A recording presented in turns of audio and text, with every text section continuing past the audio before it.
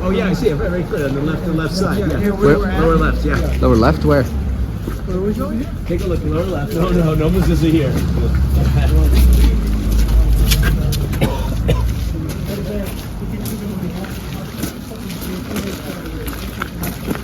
Where are we going?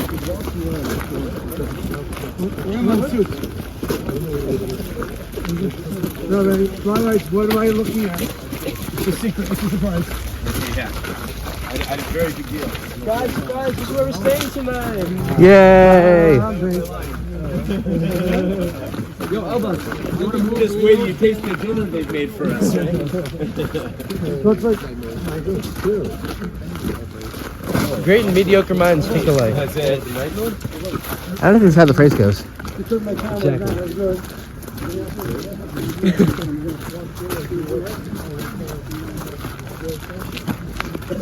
Wow, nice place. Perfect. You just tipped. You literally ran. This is a big shoe on the bus. You literally just said, go and buy it. Looks pretty cheap. This is a Jewish center? This is a shoe? Probably has something in it. Oh, this is interesting. You like the gate? It just goes down probably and you can cross. Yeah. No, it's not even a gate.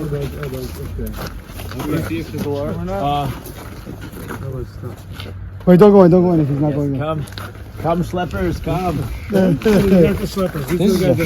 Okay. Okay, welcome to the estate of the Potocki family, right? Wow. Okay, so let me tell you.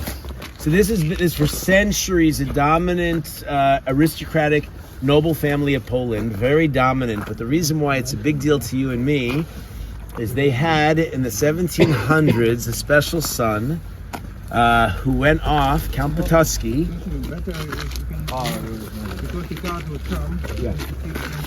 Count Potocki, who went off with his buddy to Paris, as they did in those days, because Paris had all the allure of the modern. This is when the Enlightenment was breaking out. And in a cafe in Paris, they heard an old Jew learning up some Chumash. And they were intrigued, and they went over and they started asking questions. And you don't necessarily teach a non-Jew, but he can certainly explain what he's talking about. And one question led to the other, and they were Guys, stay here on this side. Where are you going? Where are you going? You're gonna get us in trouble. You're currently trespassing. That's an issue deraisa. Minotara. Why we don't want to do this? You hold us. So the Potocki, Greenwald, the Potocki family estate. Who? Potocki family estate. Count Potocki and his buddy went off to Paris to go mingle with the elite because he was a man of wealth. But they found in a cafe an old rabbi, an old Jew learning Chumash, and they were intrigued. And one question led to the next, and they were mesmerized. And he went back and he went seeking, and he found the Vilna Gaon.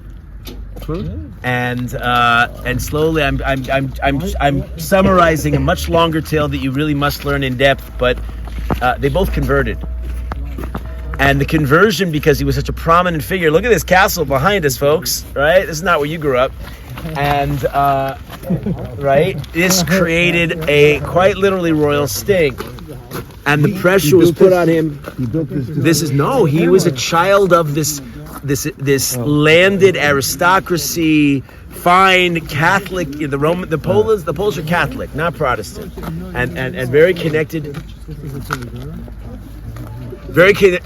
It's a hotel, we're not saying that. Very connected to the church, and of course, to have one of your own sons convert to Judaism to be a dirty Žid, that was not going to happen. So the pressure was immense. It's a whole protracted story. Finally, the threats came from the church and of course there was the church. You can't stand so close. You have to move back. And that's why they have a gate there to keep us out. And ultimately, he was threatened with his life. And the Gra told him that he could actually perform certain practical Kabbalah to help him. But this Ger, who's known to history as Avram ben Avram, Hatzadik, we were there last year in Vilna. He was by the Gra. He said, "I'd like." This is the family. That's why I said this is a big deal. We also saw. I didn't yet until just now. Yeah, it's part of the presentation, you realize. Right? So, phenomenal.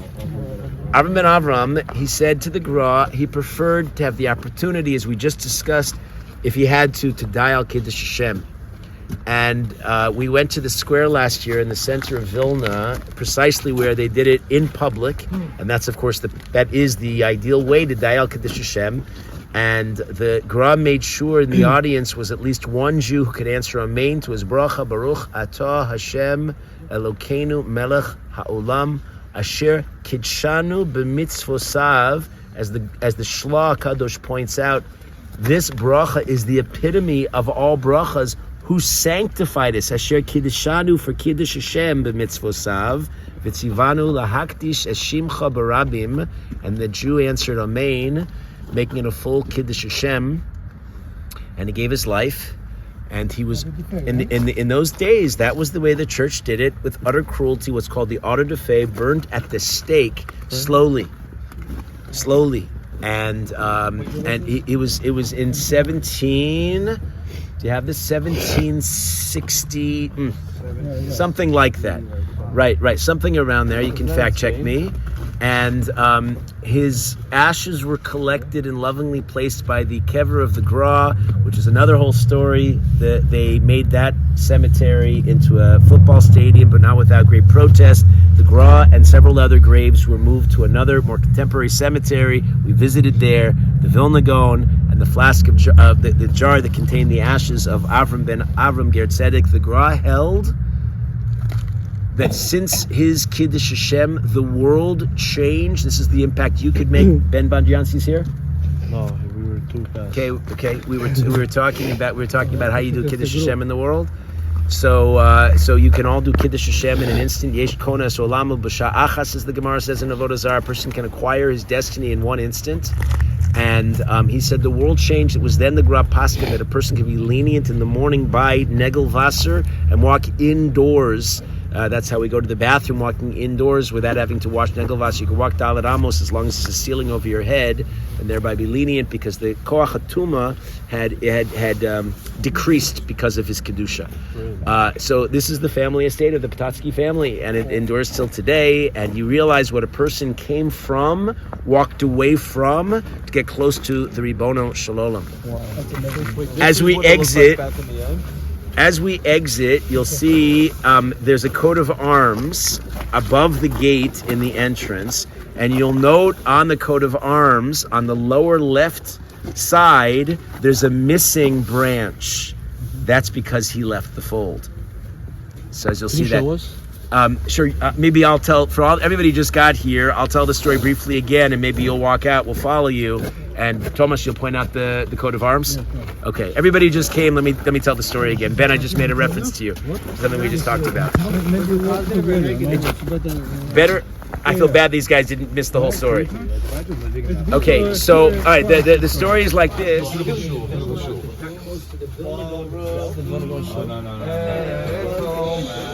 Everybody calm.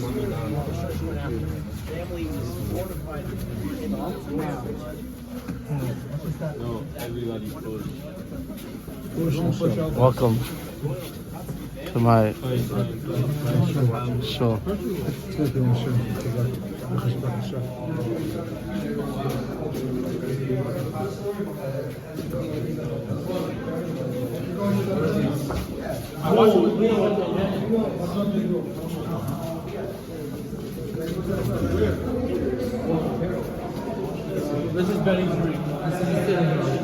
I don't normally comment, but this is pretty big.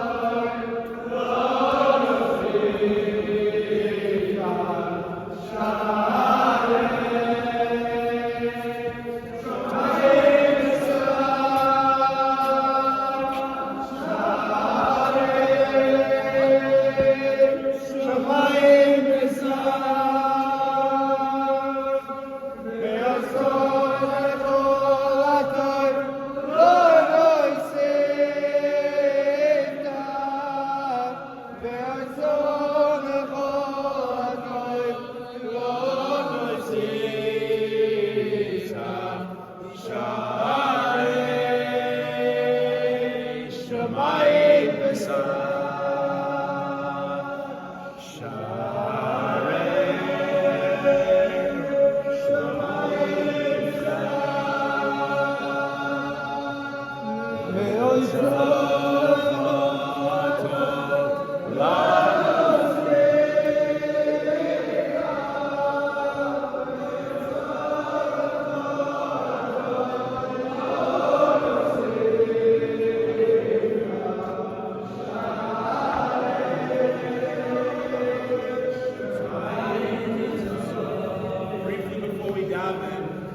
a postscript to the story.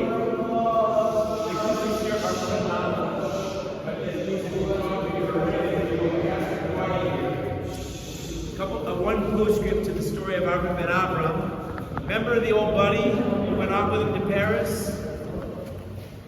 He got back to Poland. A woman, also born to aristocracy, also converted. They married, moved to Palestine, converted, and raised a Jewish family, became part of Klal Yisrael. One of us made descent from them. So the story was had a sweet ending in that regard. We're standing in Lańcut, which was a Jewish community for centuries. This is one of the only surviving shuls that looks like this with a vaulted ceiling. This was a standard mode of building in Jewish communities from the early days of the Jewish great Jews coming here in the 16th century, all the way to the 19th century. Almost none of them have survived except for this.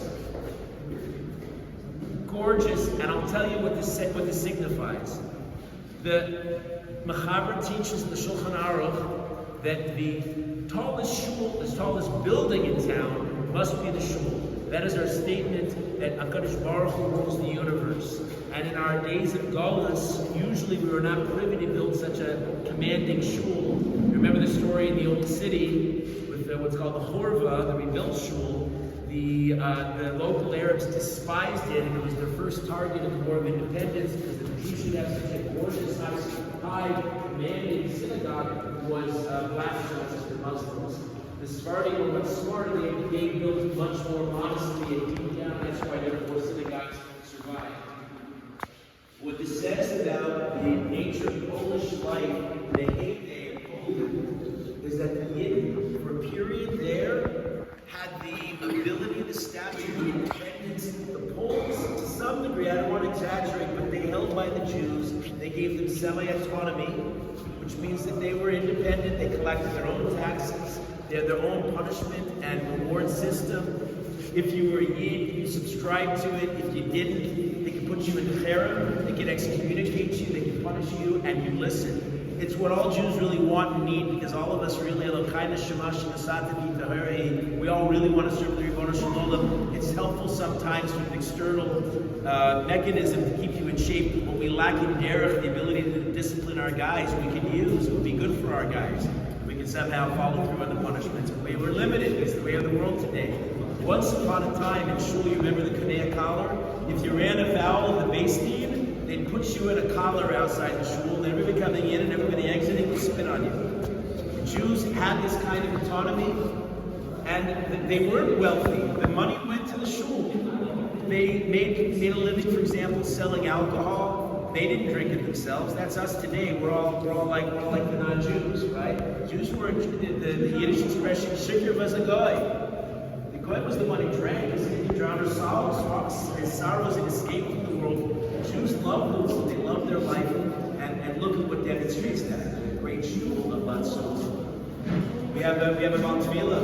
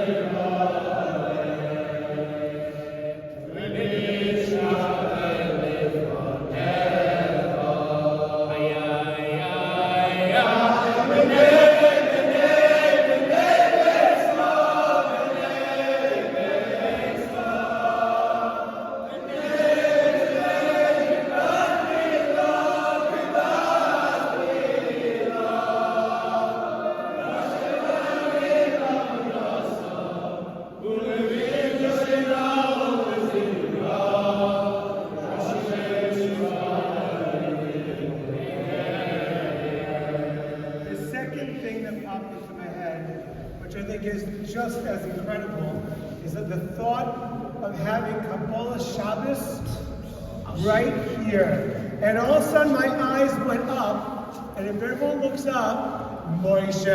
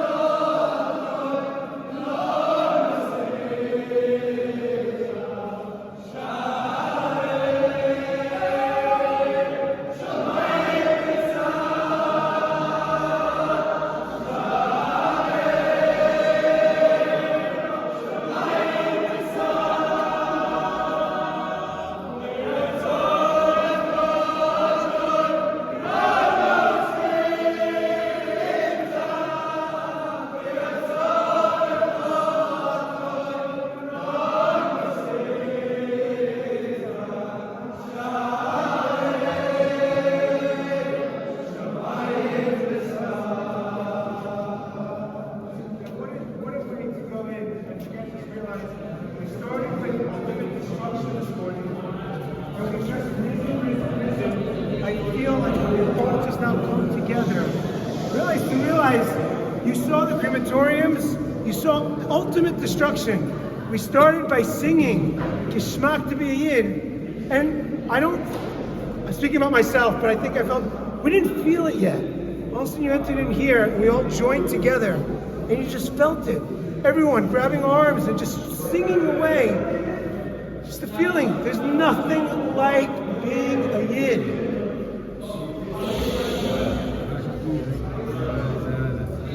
Na da da na na na.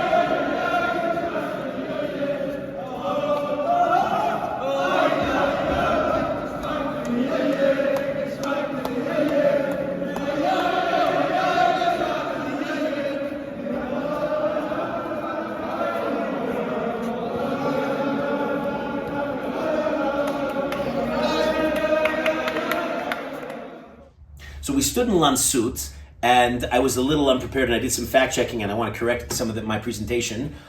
What turned out, we were standing in a palace that belonged to the Potocki family. The Potocki has been a long-running, powerful and wealthy family in Poland. The episode that, for our purposes, is famous in Jewish history is because one of their sons, Count Potocki, who became known to us in history as Avram ben Avram, the famous celebrated convert who went to his death by Kiddush Hashem, was born to this family. It was really much more dramatic, and you kind of wish this is always the way it works out, but it was a little too swift and neat, and that's why I had to fact check myself. That palace that we stood by was built probably at 100 years after Avram ben Avram lived. So to say that he grew up here and he walked away from this was not quite precise, and we tried to do things with intellectual honesty. The idea is still an accurate idea. Maybe he didn't walk away from that palace, but he certainly walked away from that quality of a lifestyle. So that part we can hold by. The second correction is, we kept harping on this, and it's true. The Yidden, they were devoted to Hashem, and they expressed that, among other things, in keeping the halacha that the biggest, most elaborate shul in town was always, building in town was always the synagogue. Great. So we went to this knockout shul in Lańcut. With the acoustics, we were singing, 30 people sounded like 500 people, and the beautiful mosaics and the psukim on the walls, and it was at the plots. And I said, wow, can you imagine the poor Jews who lived here put all this together? Well, a little bit of fact checking seemed to unearth that the funding for such a shul, very hard to come by if you're Jewish, very plausibly came from the Potocki family themselves. Why would they invest money in a Jewish synagogue?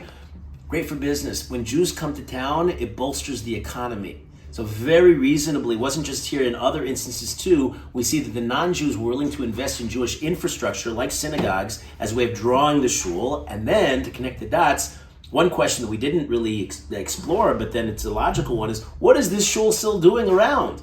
The Nazis, remember we went to Warsaw, the Nazis destroyed over 400 shuls in Warsaw. The Nozik shul was the only one that was standing. We davened there. Why is this gorgeous synagogue not turned into a stable? Why not destroyed?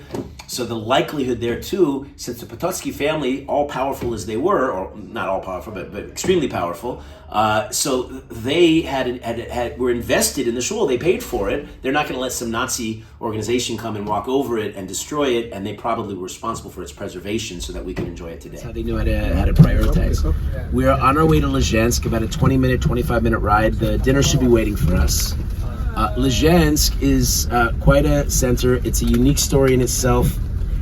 It's been a Baruch Hashem very full day. I woke up, I just told Rabbi Marcus, I woke up this morning, I thought, I don't know if I have koach. I know seemingly I have koach, Kadosh Baruch Hu gets us. What a day. And, you can't plan a day like this. Because, how do you know you're going to run into this special neshama who's on his way to converting to be part of Klal Yisrael, and he gave us the first tour of this new exhibition that's going to try to raise awareness in the world. And how do we know that we're going to run into Count Potocki's palace? That is really a story for the ages. Anyway, we have more, and even if you feel like I've reached my end, no more, I'm saturated. Yosef and I were talking. One thing you try to do in this kind of experience is just totally give in and participate and give it your all. Take notes and rise to it. And if you feel like you're on your, the end of the rope, go one more notch up. So we have a really important chapter of our story that we have to tell still tonight. It's in Lizhensk. It's after dinner. And if you don't want to come, you don't have to come. I strongly urge you. It's an opportunity. Leheilig Lizhensk. It's a visitor center. They do hachnasus orchim. We've gone there in past years. They provide free. There's delicious soups and cakes and whatnot, kind of like we saw next to the Ramaz Shul. But we're actually we're taking their whole hospitality, and we're actually paying for it this time. But we're going to sleep there. But it's a place where usually Hasidim will come and congregate, because the Noam Elimelech was not just one chassid. Today we think of Hasidim as multiple groups. There's Chabad, and there's Breslov, and there's Vizhnitz and Ger and Sakachev and these days, this was the beginning of the spread of Hasidus into a world movement, and it's quite a story. It's our story, and if you don't have insight into it, you're missing a major piece of what makes us tick today as Jews. So we'll try to say it briefly. I don't have endless amount to say, but try to say it tonight. That's on the plan. Tomorrow, the schedule is we'll have like today. Even though I wanted to wake up earlier, I think we could push ourselves only so much. So wake up at 7:30. You should realize we usually wake up at 6 or 6:30, but we'll sleep in, as it were, until 7:30. That means davening at 8 o'clock. If you feel any hint of gratitude to Kadosh Baruch Hu for giving this opportunity, giving us this beautiful opportunity to be together, to retrace the steps of our family, of our nation, you get up and you thank him in davening. That's what he asks for. And he says, don't thank me now, thank me tomorrow morning. We'll daven, and we have not quite as packed today, but still a lot of big things. We're going to the city of Lublin, which is a major center. We're going to go to the Yeshivas Chochmei Lublin of Rav Meir Shapiro, who we mentioned today, had the idea for the first Beis Yaakov school for teachers, but much more. And he's a phenomenal story. And we'll learn a little. And the Yeshivas Chochmei Lublin bring some Torah back to the Makom Torah. And we'll visit the Marshal and the Choz of Lublin and Rav Shalom Shachna, really one of the founders of great Jewish Torah life in Poland. And we'll go to one of the horrific death camps, one that they did not succeed in destroying the evidence, and so it's there for us to see much more in detail, gas chambers and bunkers and such. And that's called Majdanek, one of the 6 death camps. We'll, on the way to Varsha, we'll go later on, and we'll really, what is usually a highlight for, I know, me personally and for a lot of people, is we'll pass by the Heilige Rebbe from Kotsk, and we'll learn a little of his Torah on the way there, and then we'll go and visit his kever and see his home on the way to Warsaw. And then we culminate our time the last day in Varsha and Gur, the great Ger Hasidim. So that's what awaits us. Questions, thoughts? If anybody has an insight, you want to share something, by all means, feel free. This mic is open to powerful statements should you want to make one. Okay, we should be hopefully 20 minutes till dinner. Thank you, Rabbi. I saw a Jew criticizing another Jew for changing a cartwheel in his talis and tefillin. He said, that's what the critics said, that's what a Jew does in his talis and tefillin, how degrading. And Rav Levi Yitzchak went over and he said, no, lehefech, the opposite. Look at what he does. He takes what's mundane and acts like changing a wheel on a cart, and he elevates it to the sublime in his talis and tefillin. And the students included the brother, Reb Zusha, subject of countless great stories. People said, oh wow, I love his music. No. They took the name from Reb Zusha, who you've heard many stories about, and if we have time we'll tell you more. And then Rav Zusha got his brother, Elimelech, involved in this new movement, which was hard to do because there was resistance to it. But he saw some of the great teachings, and the Elimelech eventually moved to Lizhensk, and he's referred to by his great sefer that he didn't write. He's too modest to write anything himself, so it was a collection of his teachings that were assembled by his son. He said his son could do it only on condition that the book would be published posthumously after his death. And he led after it, when the Maggid of Measure, it's passed on 12 years after he was the leader in 1772, so the Noam Elimelech took over. And he had a number of innovations for this movement. He felt that the people were hungry for a connection, and the connection had to go through a Rebbe. So he elevated the greatness of the Rebbe. He encouraged Rebbes to go out and for miracle stories to be told about the Rebbes as a way of enhancing their mystique.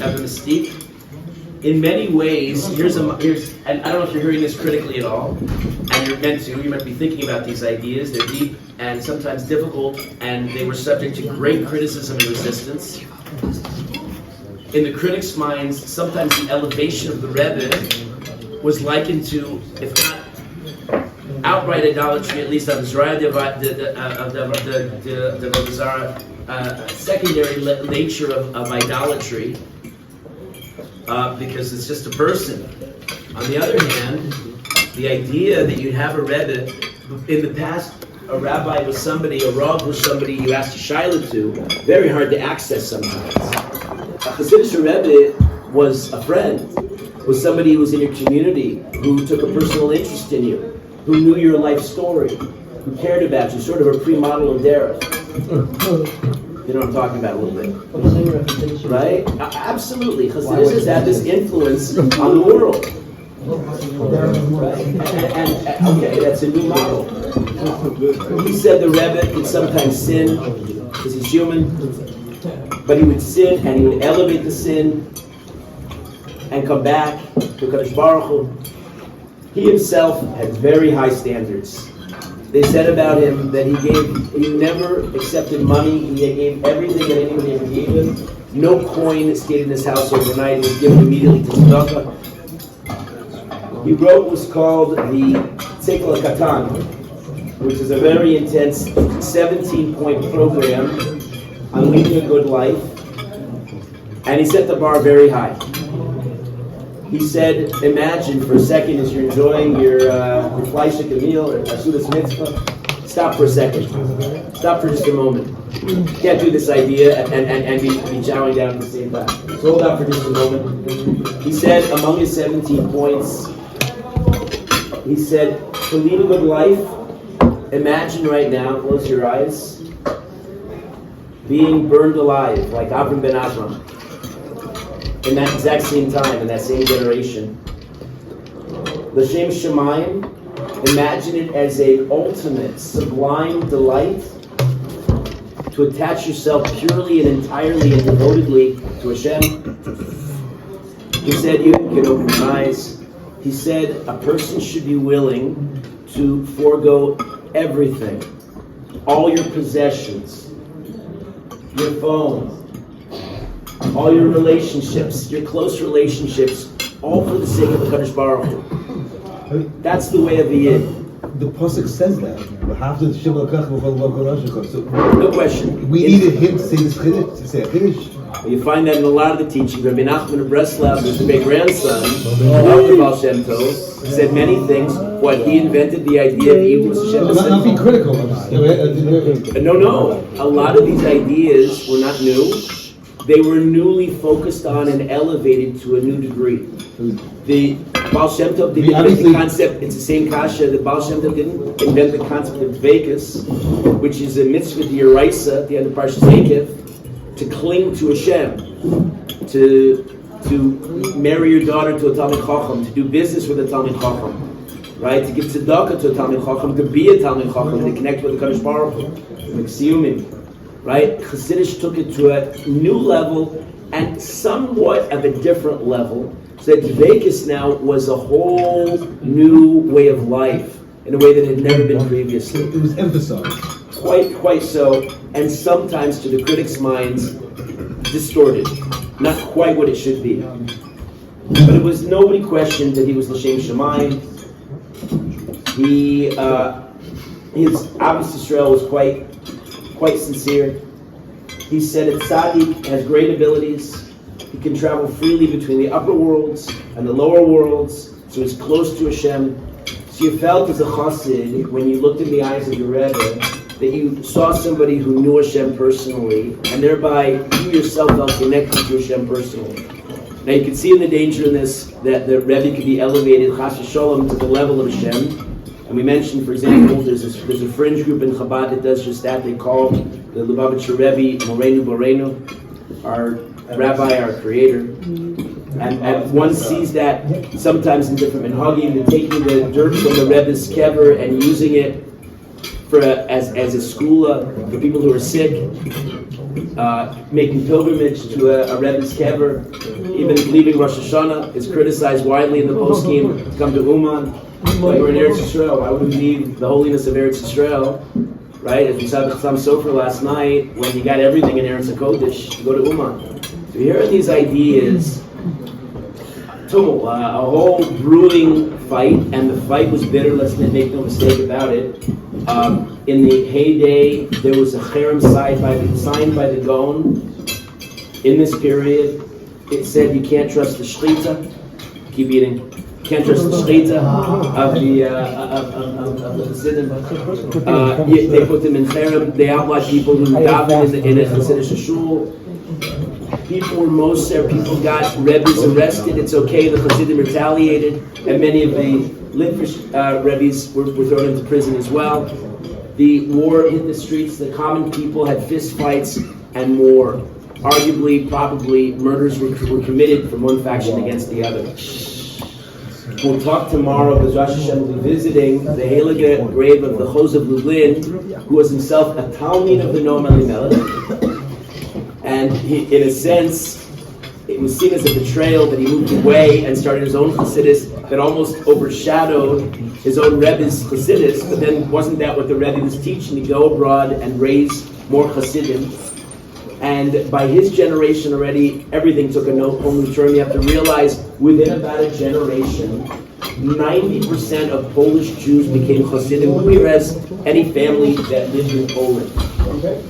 Poland, Russia, Hungary, anybody here with lineage? Many of us. Almost for sure you have Hasidic roots. Almost for sure. The impact is broad and wide, and you hear, I'm just starting the discussion. There's much more we can say, much more we can ask about this. But all of this will lead to a massive revolution in the Jewish world. Last comment. So war is bad, and friction between Yidden is a terrible thing, you know? We should have Avos Chinam, not Sinas Chinam. So the third generation Lubavitcher Rebbe, Tzemach Tzedek, another Rabbi Menachem Mendel, said, the Vilna Gaon, by signing the cherem against Chassidus, did a wonderful thing.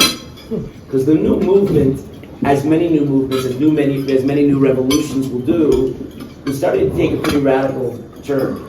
People were screaming out to Kadosh Baruch Hu in the middle of their Shmona Esrei. There was some controversial things going on. They were doing somersaults in the middle of Shmona Esrei. Huh? The first generation? Yeah. What's a somersault? There was crazy stuff going on.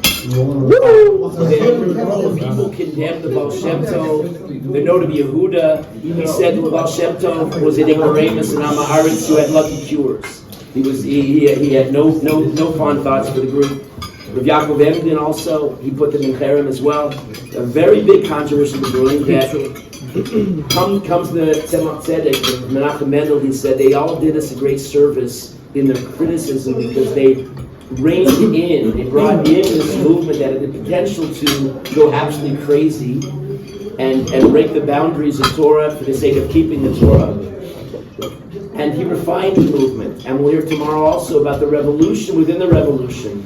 Yid Kadosh and Rav Simcha Bonam, and ultimately the Kutzker Rebbe himself, who fought back against Chassidus itself. Really complicated, great story that impacts us till today.